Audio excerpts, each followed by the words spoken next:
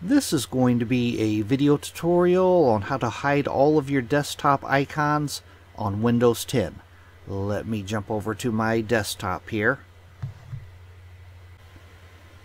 I am on my desktop now. As you can see, my desktop, it's pretty cluttered with icons and folders and all kinds of stuff. To simply make them disappear, it's very easy to do. First thing you want to do is right click on an empty area of your desktop.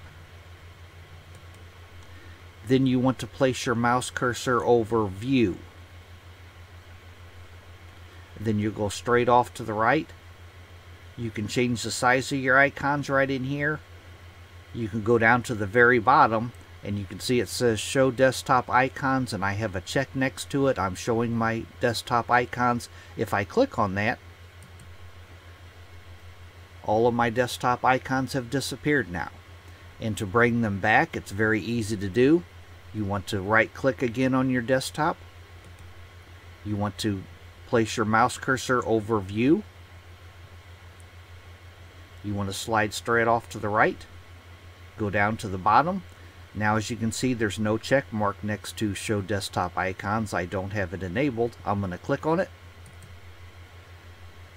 All of my desktop icons have reappeared in their original position. That is how to display or remove your desktop icons in Windows 10. Thanks for watching.